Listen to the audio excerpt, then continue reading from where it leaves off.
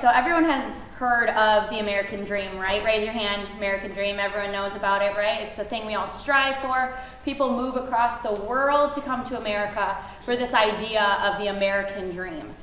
Unfortunately, for people living right here in our community and all over the country, the American dream is much farther away than it is for others. And so I'm here to talk to you about that today. A little bit, like I was introduced, I work for the Boys and Girls Club of Greater Green Bay.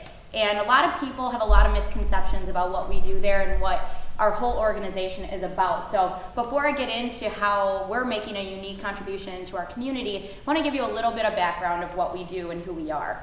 We actually are turning 50 years old next year, which is really exciting for us. I've only had the opportunity to be at the club for about 2 years, but I've learned a lot and I've seen a lot. Like you heard, I'm from Racine, Wisconsin, which is a very impoverished city in the state of Wisconsin. A lot of gang violence, drugs, alcohol abuse, trafficking, a lot of similar things that you might not think are happening in this community, but are. So when I came to Green Bay looking for a job, I had never heard of a Boys and Girls Club. We don't have a Boys and Girls Club in Racine, Wisconsin. So I learned a lot and was able to come here and be part of this organization. We're actually the most awarded Boys and Girls Club in the entire country for our programs. So that speaks a lot to the things that are happening right here in Green Bay. We have 8 locations throughout Green Bay, and we have 5 program focus areas. That's academic success and focusing on education, career development, sports, fitness, and recreation, the arts, and health and life skills. On top of that, we serve a ton of kids. About 750 a day and about 4,000 throughout the year. So like I said, there's a lot of misconceptions about the Boys and Girls Club. So I want to just set something straight before we get started. Like I said, there's a group of people that are on this American Dream waiting list.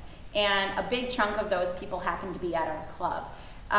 But not all of the kids at our club are at a disadvantage. A lot of people assume that there needs to be, a household income amount that's specific to be able to be a club member at the Boys and Girls Club, that you have to be considered an at-risk youth, that you need to have a certain lifestyle or be in certain life situations to be able to come to the club, and that's simply not the case. Any kid between the ages of 7 and 18 can come here, but because of our $10 a year membership fee, it's very, very common that we see kids that are living in poverty come to the club.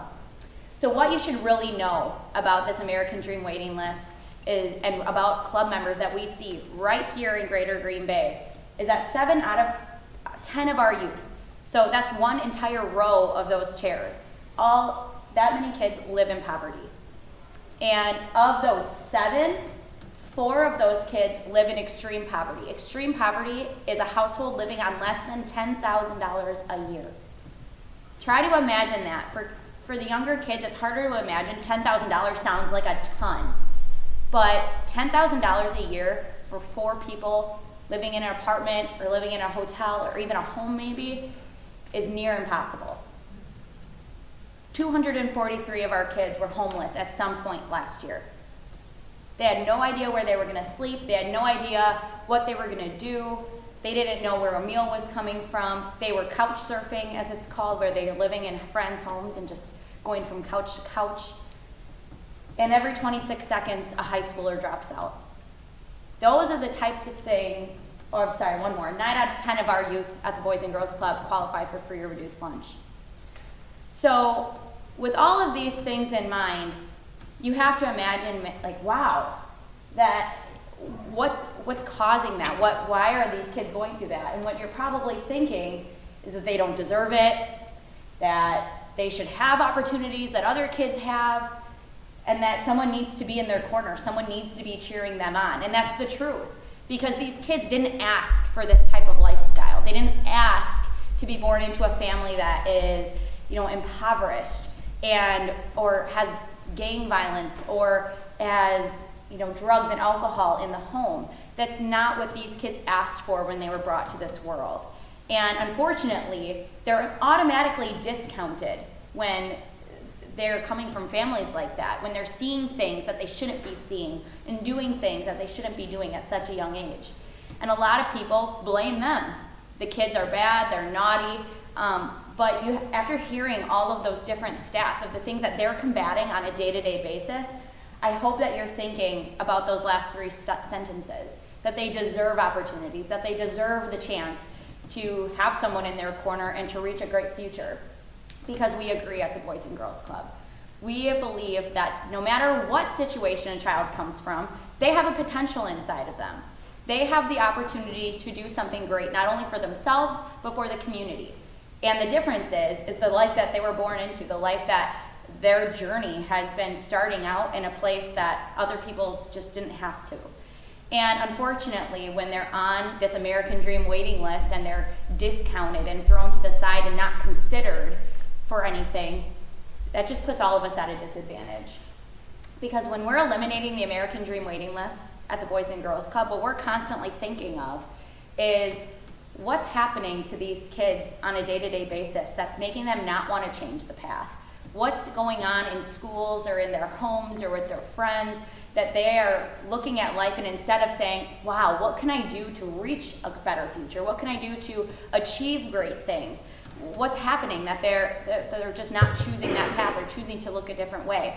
So we had to look and create this term, the American Dream waiting list, and we really thought about what is happening and what is it and who's on it and so what. So this, like I said, this list is this group, this idea of kids and people in this community that are just being cast aside. And it's kids that are misunderstood, kids that are discounted, kids that just don't have opportunities, but not because they didn't want them. And the impact that it makes on our community is huge. What if a child that is simply too hungry to concentrate in class is the one that has the cure for cancer in their brain? They know how to do it. They just are too hungry to focus in science class to really get the knowledge they need and to move on and to go to college and do what they need to do. And that can be applied to any job, any great discovery. What if the next great leader of this country, the next president, is sitting in a classroom asleep on his or her desk because they're so sleepy from not knowing where they're going to sleep, or from not having a place to sleep, not having a home. Those things are just constantly in our brains at the club. How can we fix this? What can we do? How can we offer opportunities that these kids don't have access to other places? So our unique contribution is that we're offering a safe place for kids to just be. Sometimes the kids just need to be a kid. Sometimes they don't need to think about how they're going to get their first-time job to help their parents pay for the bills. They need a place where they can just have caring adults that are there for them in their corner, cheering them on and supporting them in everything that they do. Personalized programs. So many of you probably have the opportunity to go home and learn from mom or dad or grandma or grandpa or aunts or uncles how to cook your favorite meal, or how to sew, or how to play chess, or how to play soccer. A lot of kids don't have that luxury. And yes, it's a luxury to have a family member that cares about you that much to teach you a skill like that. But at the Boys and Girls Club, we have to take into consideration that there aren't kids out there that have that opportunity. So personalized program like our fishing club. We heard someone talk about fishing. We have a program that takes kids out and teaches them how to fish in different areas of the community. We have our Teens to Work program that teaches kids how to write resumes, teaches them about financial literacy and how to open a bank account and what to do with your first paycheck and how to save. And then also a component of that program is our junior staff, where they come in and we actually hire them so that they can be junior club staff members, so that they get the opportunity to see what it's like to have a job and build their resume. Giving kids opportunities that wouldn't have had the chance otherwise. And giving them healthy meals. Feeding kids is a huge priority of ours. While it's not something that we post up on the walls and tell everyone about, we served over 110,000 meals last year to our kids. And not all of them were hungry. All of them appreciated the snacks, but not all of them were hungry. But for those kids that were, they didn't have to come up to us and say, I don't have this meal at home. I'm not getting fed. Can I have a snack? They're getting those snacks regularly at the club, and that gives them confidence. It gives them the chance to not have to paint it on the wall that they're in a situation that they're not proud of or happy with. So we try to teach 3 simple things for our kids, because a lot of the times they're coming from households where the parents are working so hard to get them out of the situation that they're in. No one wants to live in poverty. No one wants to not know where your next meal is coming from.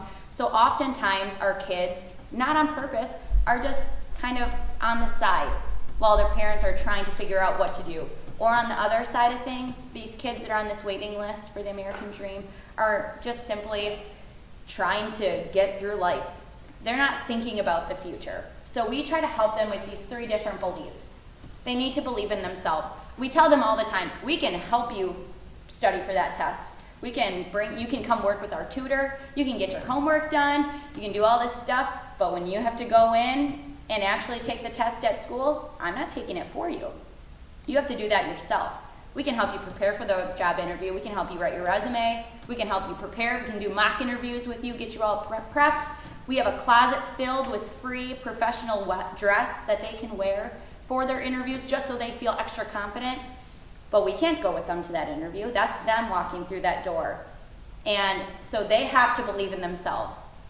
And then secondly, they have to believe that they have a community behind them. Something that we really focus on is character and leadership development. Our kids need to be able to walk in and know that this is their city, this is their community, and know that they have to take pride in it. They have to volunteer their time, even if they're the ones struggling sometimes and needing to go to a food shelter or needing to go to family services. That doesn't mean that this community isn't your responsibility too.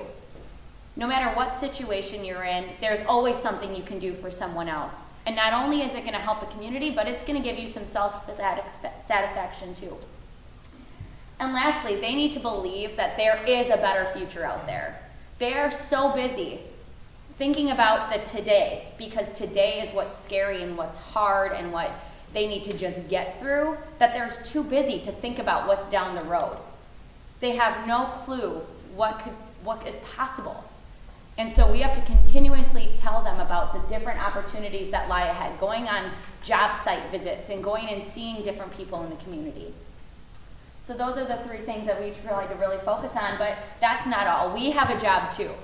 People that aren't on that waiting list, people who aren't living in poverty, people who might not have as many obstacles as others, we have a job to do also. It's just our job as a human people. We have to help change perceptions.